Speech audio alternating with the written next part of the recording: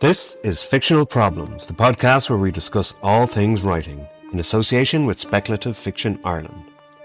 In today's episode, we talk about our recent appearance on The Marlon Show on Dublin South 93.9 FM, where we joined authors Daniel Wade and Donna Kennedy in a debate on AI in writing. We review our positive experience of the show and some of the arguments made by the panel. Join us.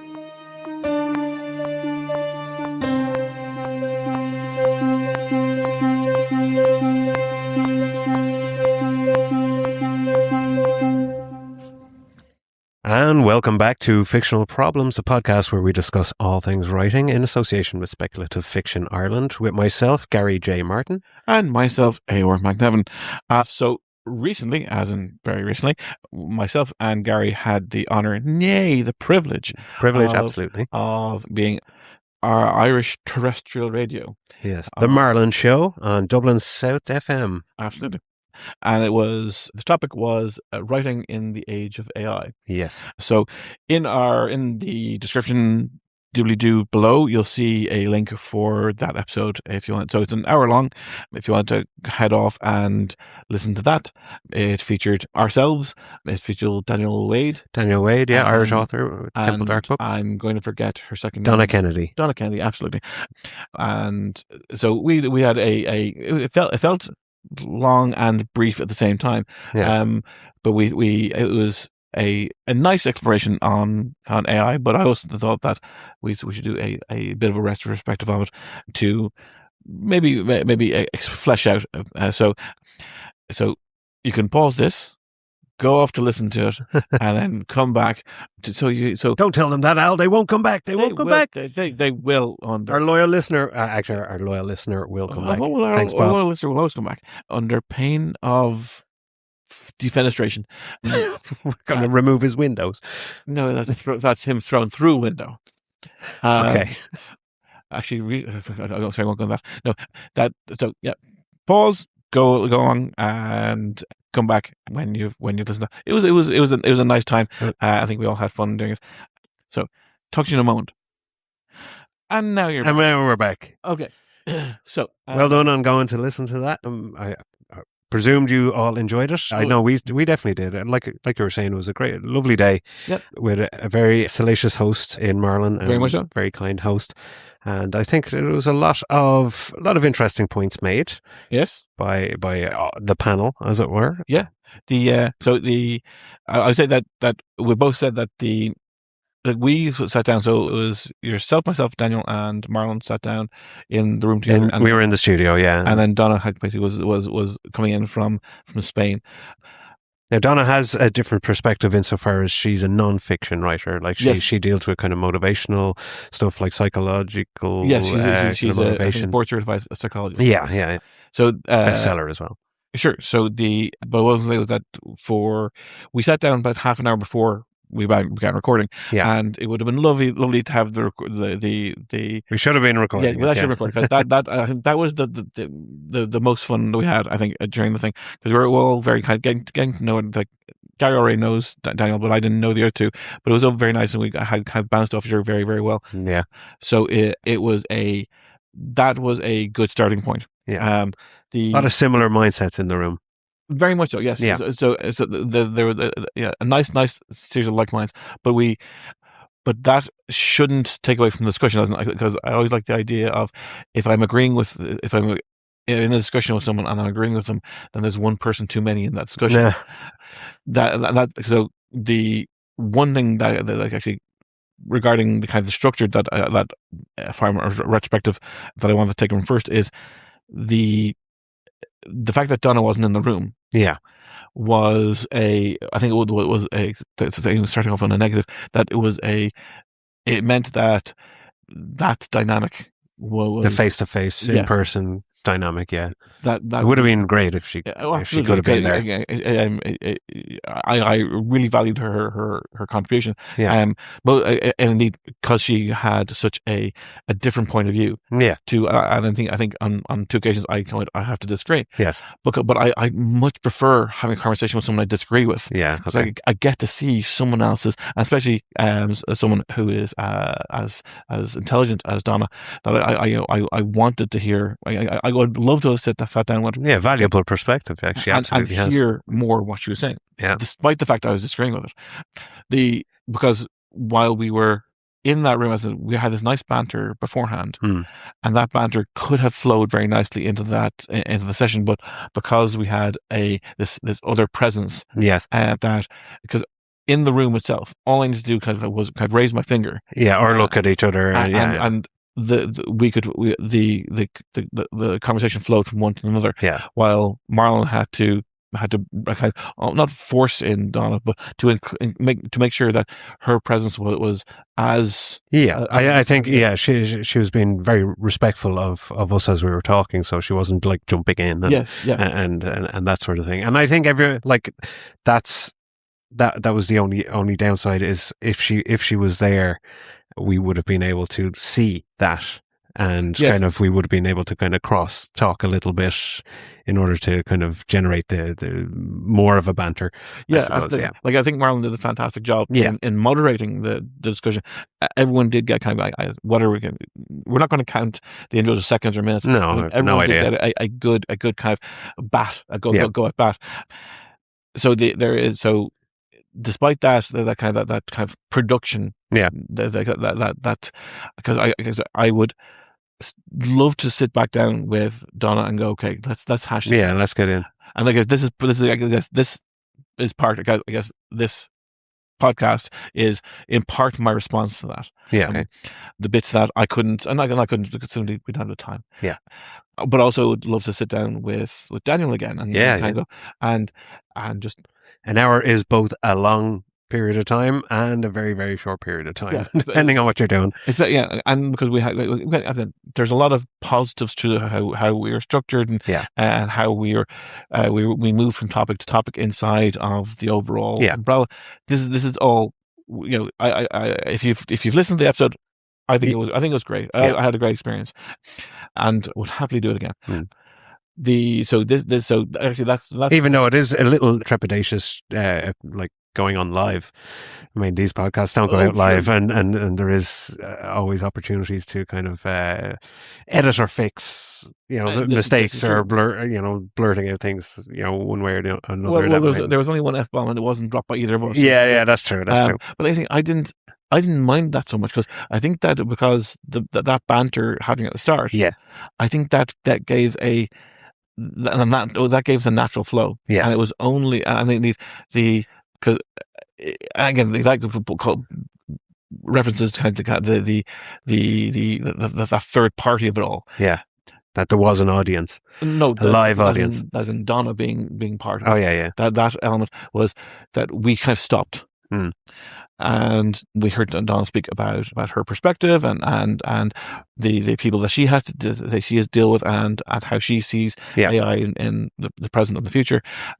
And then we could comment on it. In that, it felt a bit more like a debate, as opposed to the guys in the room, which was a bit more flowy. Yeah.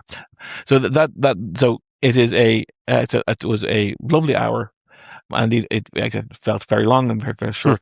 But I thought in that it was grand. The substance of it was one thing that because we talked about I'm going to forget the name of the author who had their work.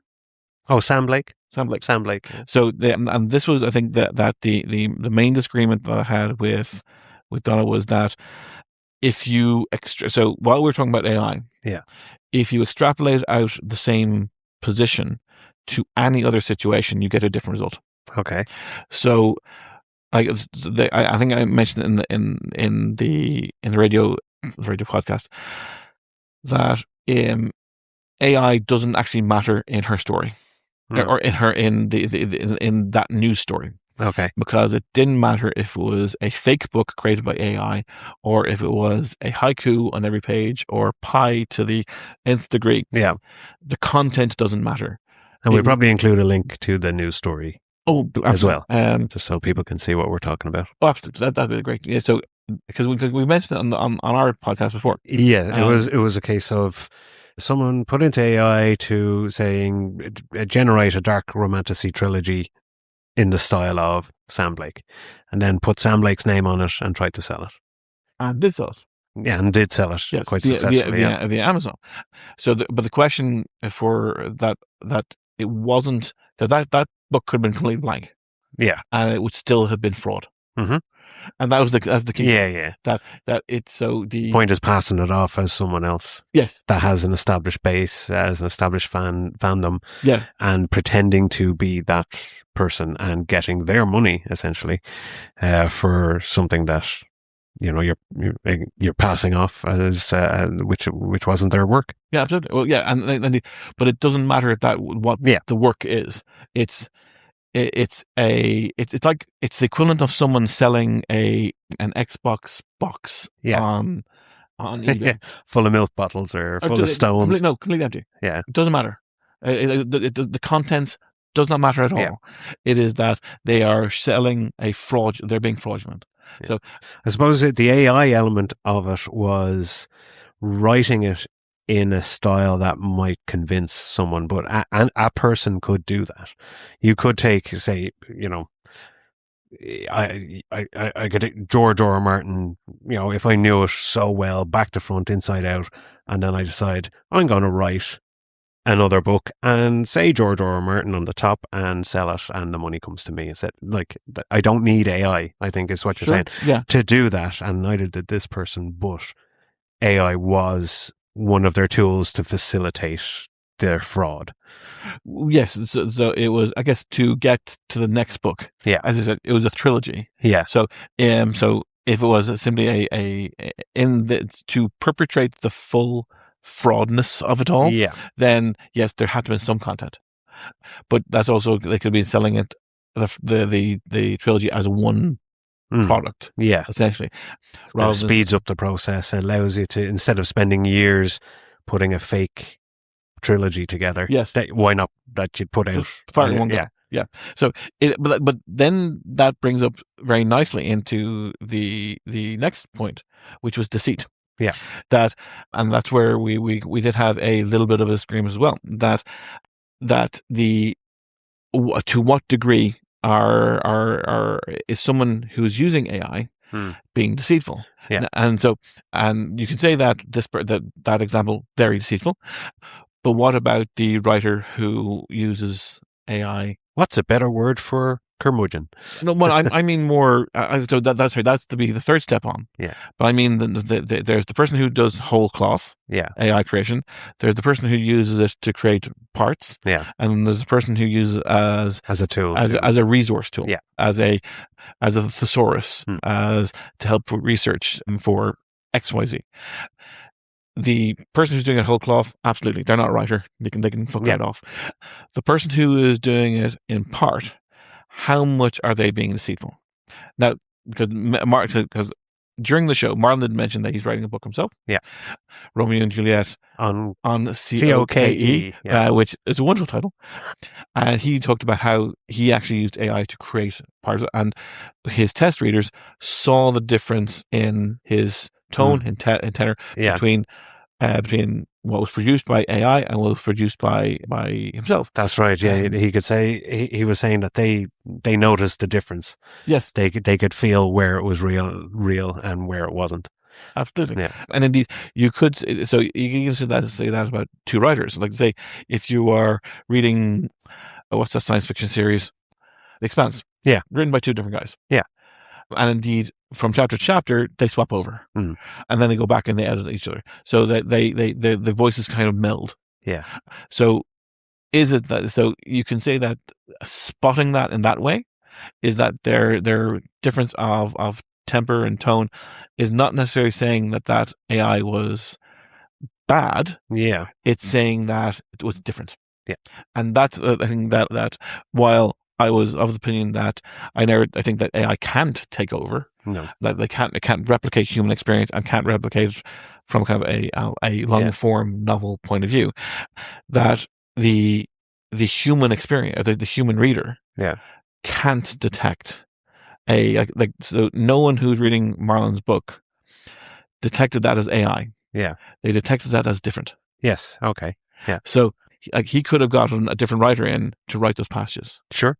And it's like getting someone else to write a foreword for a book. Yeah. The tone of that foreword will be different than the tone of... Will be the individual's own style or their vocabulary and their phraseology is going to be different than yours. Yeah. Exactly. So there is going to be so the claim that the reader will see the difference.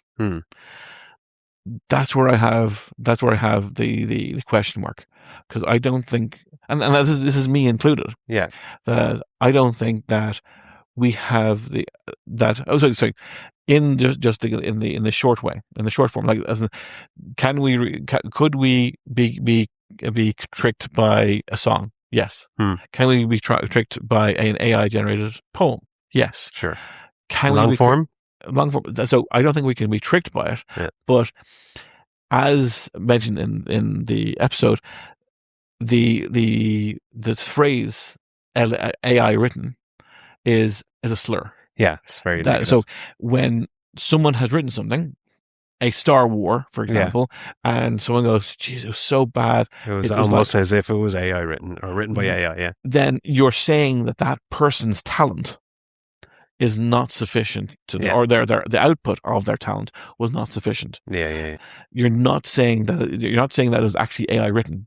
It was akin to, like to. Yeah. Which, like you say, it's derogatory term. If you were to call a writer's work the same as AI, it is derogatory. It's saying that writer doesn't write at a sufficient level to seem real, genuine, authentic, isn't getting emotions across, isn't specific in their descriptions, isn't innovative in how they're writing a story, has no soul to what they've written. Yeah. Essentially that's what I take by it if someone was to say that something feels AI generated. Oh, well, that's also a good point, in that if I guess say we have spent enough time digging into AI and its capacities, and it's in our interest to a degree. You know what? It's in our interest to be aware of these things. Yes, but your average person necessarily has not. Doesn't care. So, but when they say it's like AI writing, they're both, and when we say it, we're both saying it's a negative, but we are saying it from a different point of view. They're just saying it was bad and I didn't like it. There's more of a vibe. Ours is perhaps on the technical level. Yes, absolutely, no, 100%. That's absolutely great, absolutely correct. That we're looking at it from well, clearly these plots didn't connect. Too many M dashes, even though I like M dashes. I love the M dash. Too many triplets of things, it's always described in, that's one of the key things they say. It was cold, frosty, windy, but tree is a familiar thing that soothes the human mind as they're reading. It's like things done in trees. It's a familiar pattern. That's why AI does it.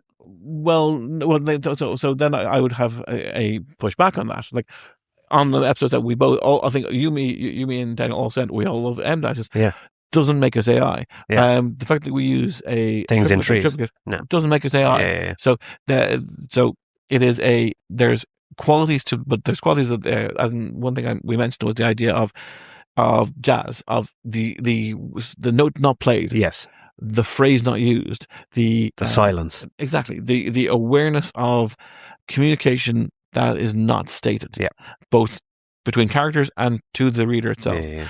That the lack of an inclusion of a character in a list or in a scene is significant. Like, say you're trying to figure out who the murderer is, and in this room there's 4 people, and of 7 people, this room has 4 people, this room has 5 people, this room, and then they're all running around, and this room has 6 people. Okay, so who's missing? Who's missing from all 3 sets? And I don't think an AI could produce that. No.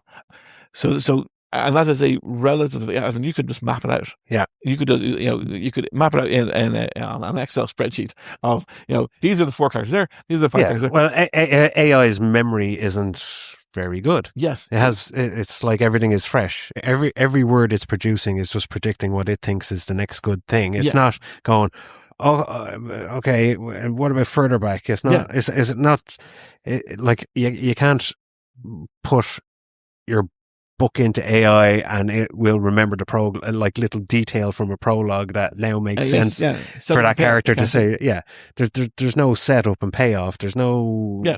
So I wouldn't say that the M dash or the typical, it would be how we spot. It's that it didn't flow. It didn't have setup and payoff. It didn't have character development. I think we have mentioned before, character development isn't required, but it doesn't have it. It doesn't ask and answer questions. Unless things are demonstrative. This person was this way, and now this person is this way. Yeah. You're stating it. You're not showing a path. And I think another telltale sign of AI is the telling, not the showing, as well. Is what commentators are saying. It's like, but it's not any one of those things. You put all of those things together, and it starts to feel. So like it's I would and feel is the operative push word. Back to the idea of any novel is telling. Oh, of course, yeah. No, by definition, every novel is telling. There's very little show.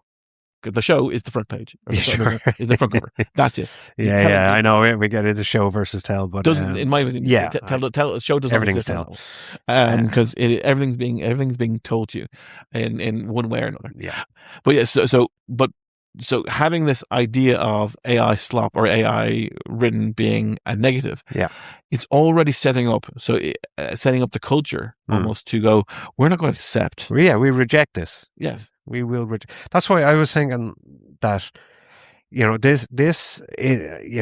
fact that we're on the radio talking about it, the fact that we're on this podcast talking about it, the fact that there's so many YouTube videos discussing the dangers of AI, the back of my head, a part of me is thinking about the satanic panic in the 80s, when they used to say, Dungeons and Dragons is going to lead kids to the devil. They're casting spells, and it's like, people don't understand AI fully, and you always fear what you don't understand to a degree. Yeah. So it somehow it feels like we're living through that satanic panic part of AI. It's so new and fresh. It hasn't had time to sour and get old and to get too recognizable by everybody yet. Like, it's only in people like writers and people in the industry and people that are using AI or to have an interest in understanding AI right now is not the world in general. But at some point it will become the world in general. We'll just understand and probably have a more recognition of what is AI and what isn't. Oh, no. Unless, and it is happening, unless the models get more sophisticated, which everyone intends the models to get more, the chatbots and so I say no on both fronts. Okay. So the assumption the assumption that the models will get better is in my mind a seriously flawed one. Okay. Because just as we were talking before, actually, I did have a point as to why that is the case, that it won't get better. Yeah. I think I made it on the radio. Yes, because there's not enough stuff out there. Yeah. That if it's essentially gone through. Imagine all of human product, literally wise, is fossil fuel. Yeah. At this point, it's burned through all the fossil fuel. Yeah. And now it's burning through itself. Yeah. And so all it's doing is making a copy of a copy of a copy. It's doing it's a house of mirrors. Yeah. And the versions that are coming out are just distortions. It's not being able to. So that's why I feel like it's not. We're in that. Like, Dungeons and Dragons didn't lead people to Satan, not everybody, other than yourself. It didn't lead everybody to worship the devil as believed by people in America in the 80s. Sure. So that's what I mean by it feels like that kind of era, because everybody's so concerned about the damage and destruction that AI might do. I don't think, as I mentioned, made the point on the radio, I feel like we're just in that era, but we're going to come out the other side of it, because the large language models are using the AI generated content to feed itself, and it's do you know what I mean? Like yeah. it uses online content to predict online content, to use online content, and there's more and more people putting AI stuff online that the models like ChatGPT is using to fuel itself. Like you were saying, it's burning through. Yeah, It's good fuel. I agree that I don't think these models can get more complicated. And indeed, hey, there's nothing to worry about, everybody. I would say yes, it isn't. There's nothing to worry about. But it is. Relax. I would say that, but your first point about, which I'd now fucking forgotten, that we'll figure it out. That we're going through. Sorry, you're going through a satanic panic. Yes, and that is all part of the larger point. Is that the feeling that AI is the destruction of the literature. The feeling that, like, oh, this is dangerous. Like, was it Colm Tobin, Irish writer? He living in America. He's a prolific Irish writer back in the day, but he was quoted as saying, "I just may as well give up because we're in the age of AI. There's no point for writers to exist." Oh no! So yeah, I would. So yeah, I don't think that was the point I was objecting to. But I'll try and remember before we get to the end. My brain is not working today. So I don't think that that AI in a literary sense can exist. Yeah, because I don't think that it can do long form. I would say that there is that we're living through a period of where a lot of people want it to work. Yeah. That's why I disagree in the kind of it's being satanic panic in that, because in that the people presumed that things work that way, and in this era people want it to be that way.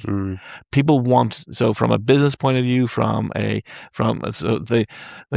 we talked before about how people in the States who get taught English in a different way than over here can't understand simple phrases. Yeah. We've talked about how that they're using, and I think it's something that Daniel mentioned, the idea of someone who produces something, a college graduate producing, or a college student producing something through ChatGPT, and then being told to dumb it down or to change it, even though they didn't produce it. Yeah. Because they want, there's this want to have a tool to allow someone to get past what they have, whether it be the businessman who wants to get rid of half their staff to make more money, or the non-technical mind who desperately doesn't want to depend on the technical mind anymore, or who feels that their career is not going to go anywhere because they're seeing all this technical stuff. Like the boss of an old boss of mine mentioned this line, which I really like, that the idea is that it doesn't matter what company you work for, the thing that you produce is data. Yeah. So what AI does is it goes, we're going to co-pilot your data. I was like, really? No, you're still going to need the people to produce. Someone still needs to do it all. So AI, so they want AI to do these things, whether it be producing music, producing art, producing literature. Yeah. I don't think it matters to a grand swath of current content consumers. Yeah. Where it comes from, if it entertains, if it's funny. Sure. If that's all I get. If like, there's plenty of. I'm quite sure you're. Well, that's why the AI book market is so prolific. There's so many people creating, and even being very, very open about the fact that they're producing. Like, I was watching one thing and it's talking about he produced 10 books in 10 days and put them all out, and he was showing his royalty checks on Amazon, and it's up in the thousands. He's making thousands and thousands based on these AI generated books. And once there's money there, there's always going to be someone trying to make that money. Oh, sure. Yeah. But I think the thing is more on a deception point of view. That sure, that person wants to deceive, but there's also people who want to be deceived. Yeah. That there's not an interest at present. Because if you are a college student who is using ChatGPT to produce their college assignments, then do you think that they have much interest in knowing that the novel they're reading is? Yeah, well, that begs the question as to why are they there? Why did they take that major in college? Why did they decide that subject interested them? It interested them enough to go to college about it, but it didn't interest them enough to actually learn about thing that they wanted to learn about at one point. I would perhaps say that there's a difference between American colleges and colleges over here, as in they do X number of subjects and then they choose their major by the end, while over here you start off doing architecture, economics, computer science, whatever, and that's what you do. Yeah. So you go to college, and then you find your major. So there's also arts degrees, which are kind of like what I did is like I did English literature, I did Greek and Roman civilization. It was like that was the basic Bachelor of Arts degree. Yes, but that's the two choices. No, there was many choices to choose. How many? I can't remember because I only wanted to do these two.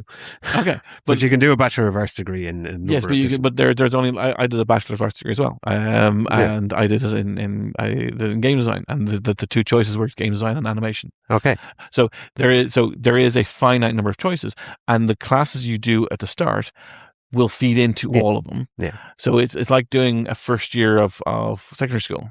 You do a little bit of everything, and then you choose. Yeah.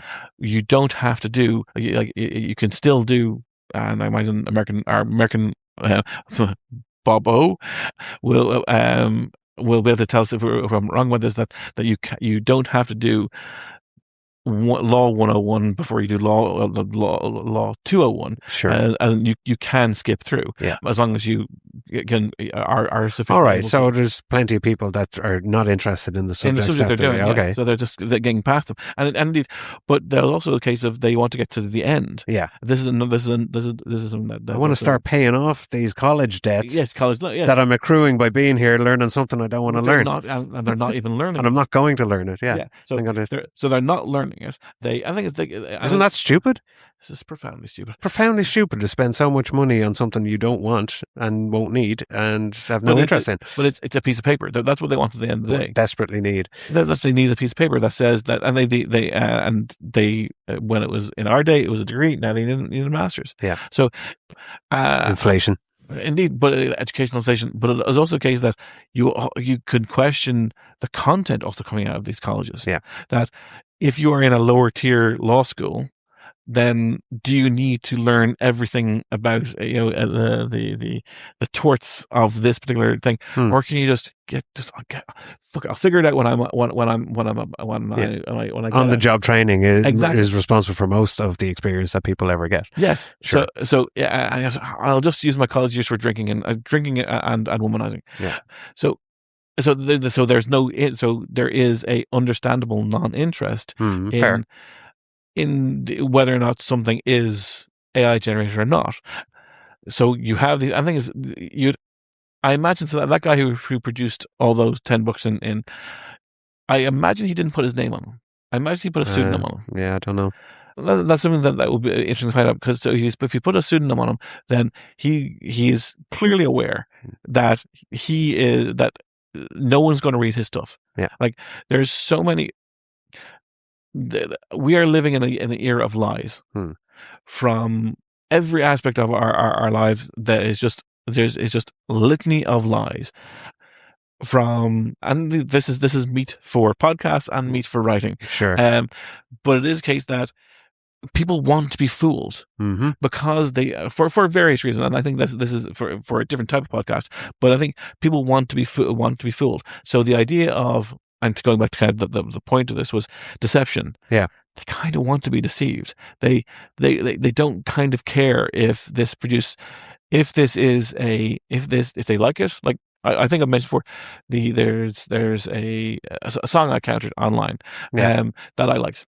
And admittedly, in the comments, I wrote, looking forward to hearing this live. Yeah, because it won't be. It won't be ever, because that singer doesn't exist. Yeah, they might be able to get someone else to sing it live, but that song it was AI generated. Yeah, but I still liked it.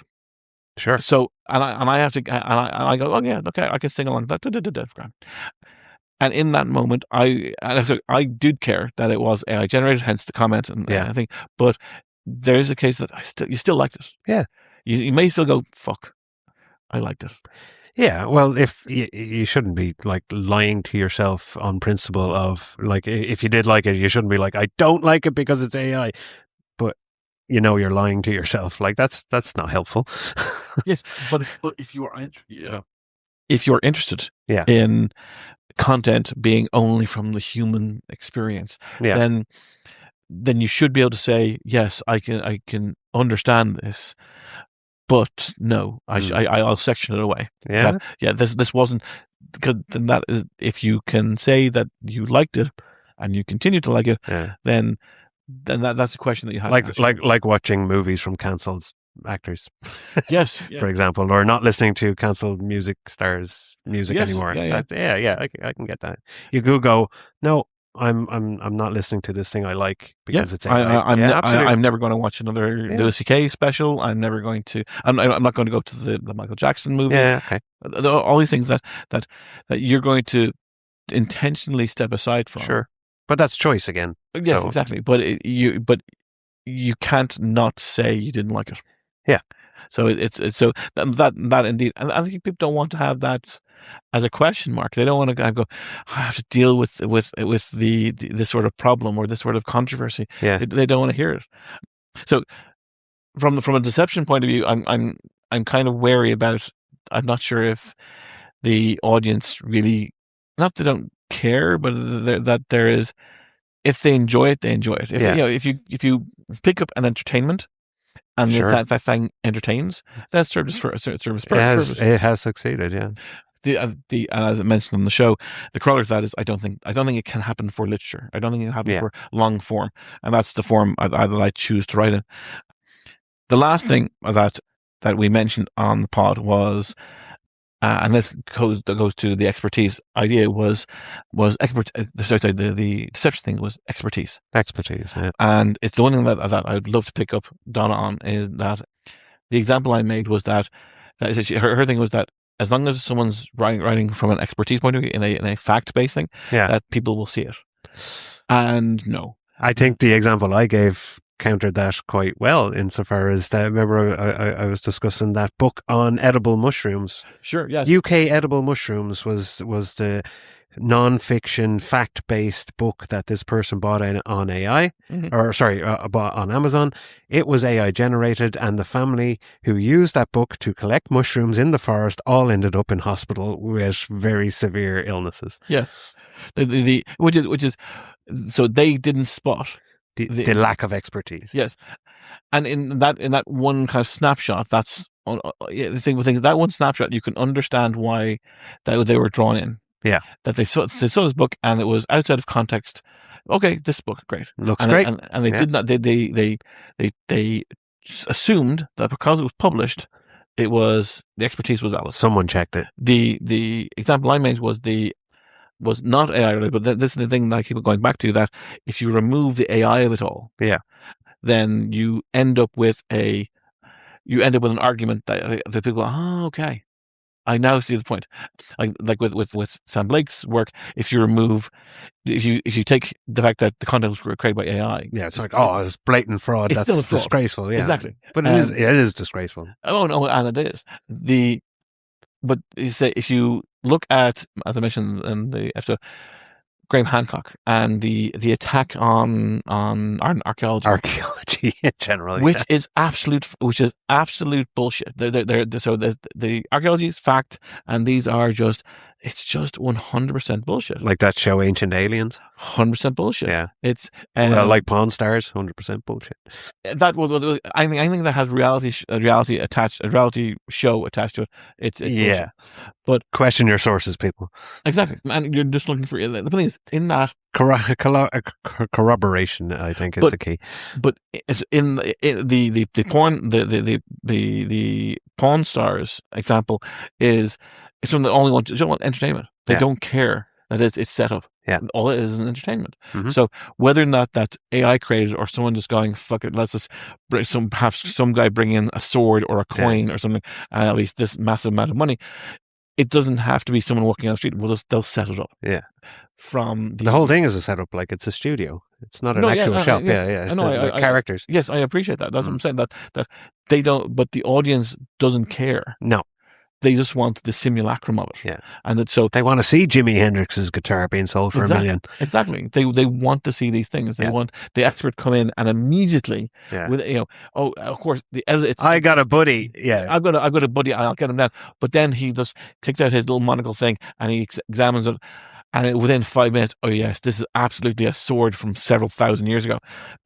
Maybe not. Yeah. Maybe you need like carbon dating on a it. degree in metallurgy, or exactly. Maybe something more than something that you're going to scientific tests to be conducted. To absolutely say that this is what it is. Yeah.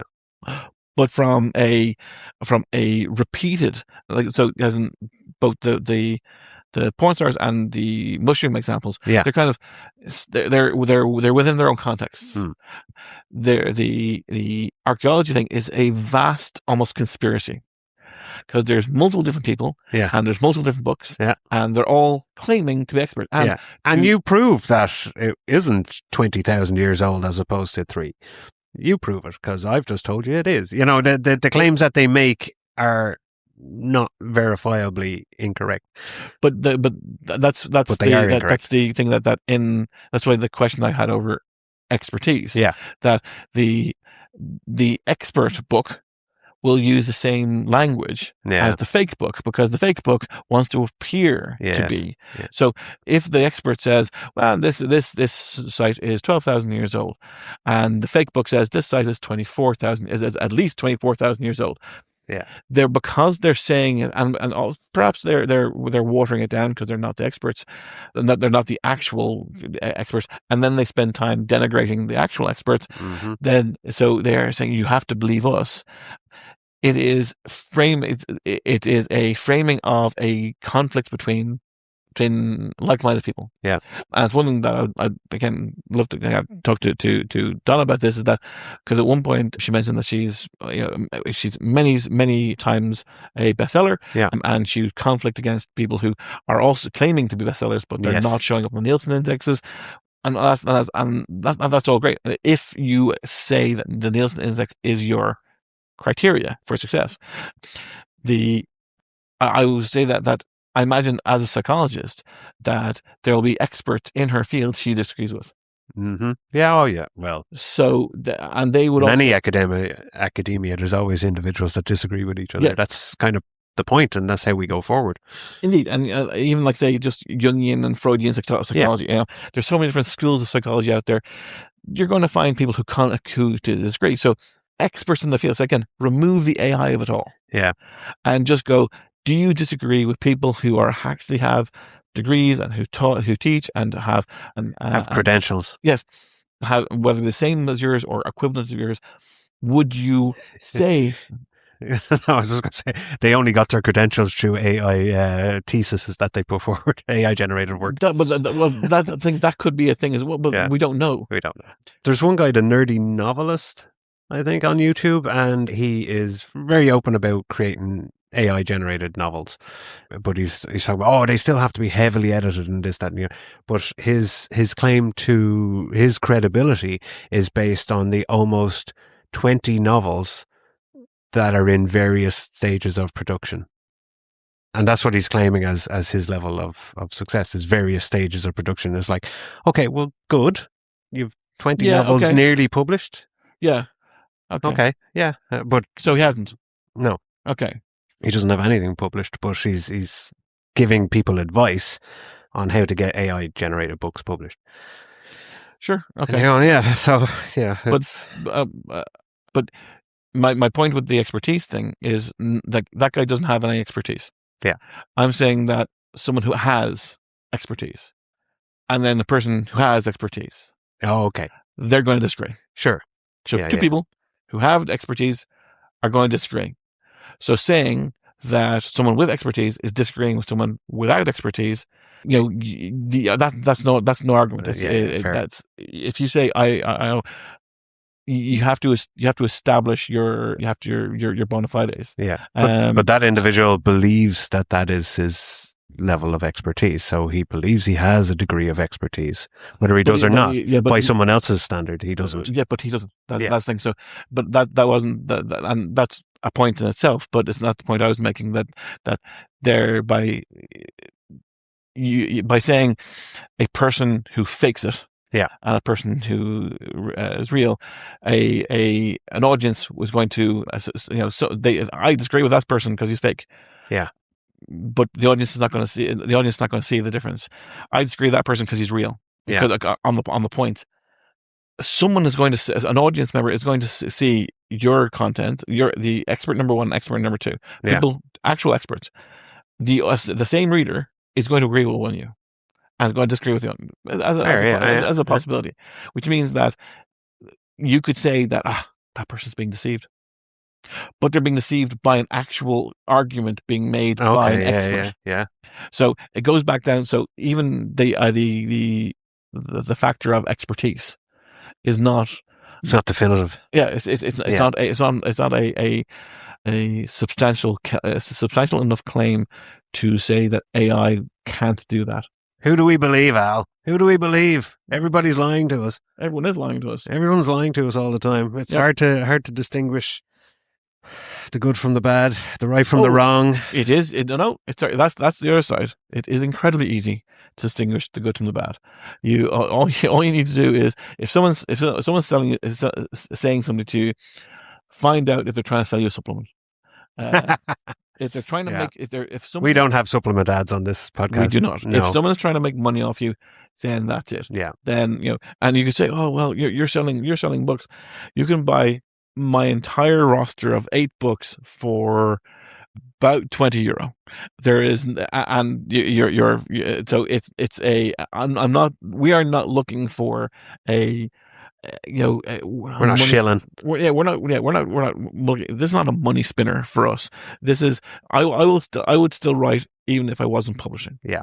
It is. It may take a different form. I may go back into game design, but I'd still be creating no matter what. Mm-hmm. If someone is trying to sell you something, then if someone is trying to get you to like, at no point do we say buy our books. No. At no point, and this is what the last one we put up was the 29th podcast. 27th. 27th. Okay? 27th. And at no point in that across that have we said buy our stuff. No. I would imagine that every AI producer out there would say buy our stuff. Come on. Ads at the start, ads in the middle, ads at the end. Yes.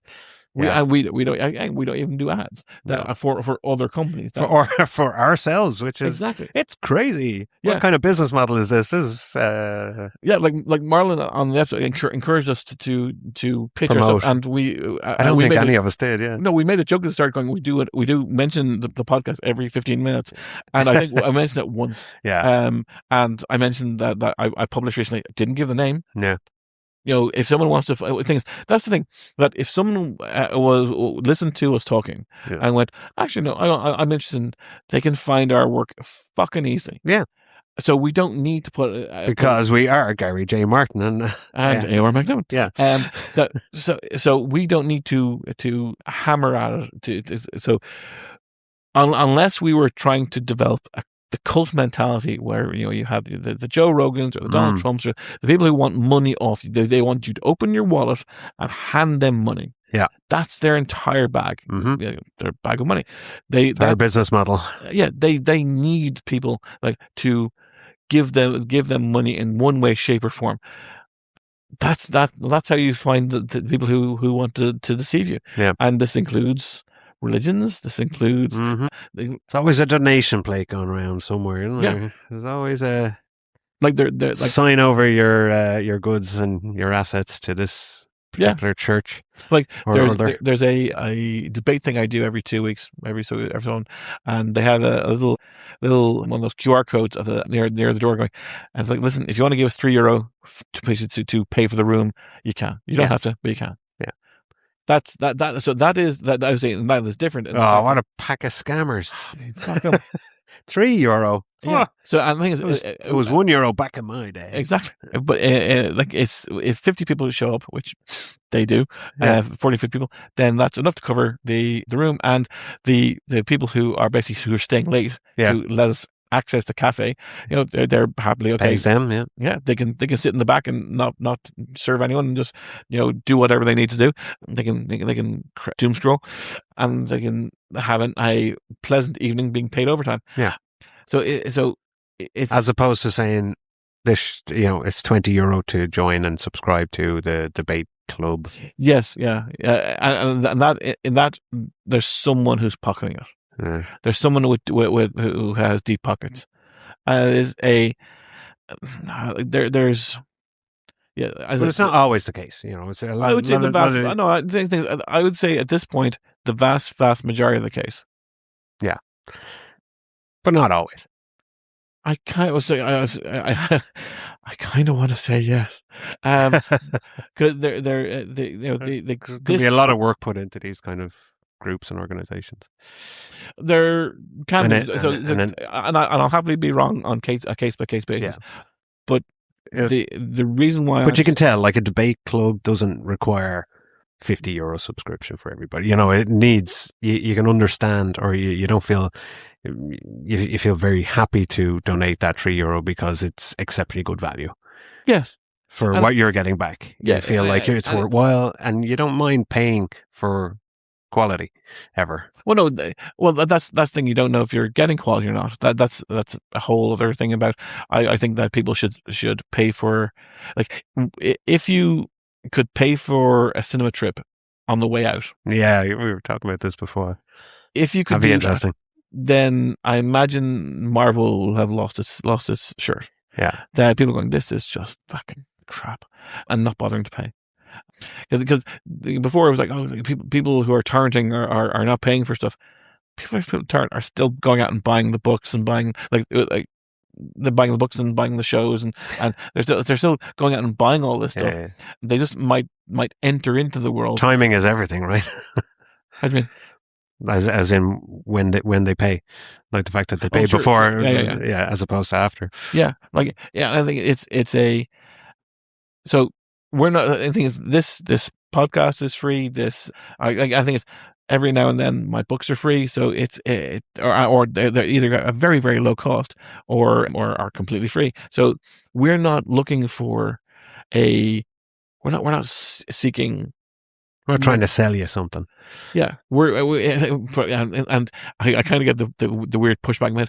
We're being counterculture, so I'm encouraging you to buy things by not encouraging to buy things. Let's listen to that guy over there. He's saying the opposite of this guy. Exactly. Yeah, but it's a. Jesus, where do we start? We started off talking about podcast. Talking about our radio. Yeah, which again was free. Yeah, and we're not. I think the thing is, it is a. I think actually, no. This makes a very good point. The idea that should someone decide to buy one of our books, it is done after they have experienced what we are at least like. Sure. That while our characters may be and hopefully vastly different than us, they're at least seeing from a point of view of getting of these two guys who have get an insight into our mindset and our creative processes. Yeah. Not every author is available as available as we are on so far. Like more email, yeah. Well, yeah. Some authors are everywhere. Brandon Sanderson. With a good mailing list. But I mean, you don't see George R. R. Martin. He does interviews, sure. Sure. And a lot of interviews, but this is a podcast show. It goes out regularly where we give our honest opinions and discussions about different parts of the writing process. And for someone that is interested or has read our books and is interested in who we are as writers, there's so far 27. This is probably the episode 30. Congratulations to us on our 30th episode. Well done. Let's see what happens when we get to 100. Yeah, exactly. But yeah, it's free to listen to. Yeah, we offer ourselves freely. I think While is the you're point. folding your laundry or pretending to study. Yes, indeed. Bob, And Bob, get back to studying. yeah, Bob, what do we tell you? You won't AI generate those final exams Yeah. if you listen to us. Anyway, I think we will wrap it up there. Go, if you haven't, or if you were waiting to listen to the radio broadcast, that was a bad idea because we told you to listen to it before because everything's out of context now. But yeah, tune in I think it's every Thursday at 11 for the Marlon Show. He's a great guy and a great host, and gave us a great opportunity to go on air. Yep. And maybe reach individuals that I don't know who hasn't listened to this podcast, but maybe people that don't know us or have never listened to us before. Yep. All right. Until next time, just Bob, get back to work. Keep watching the skies.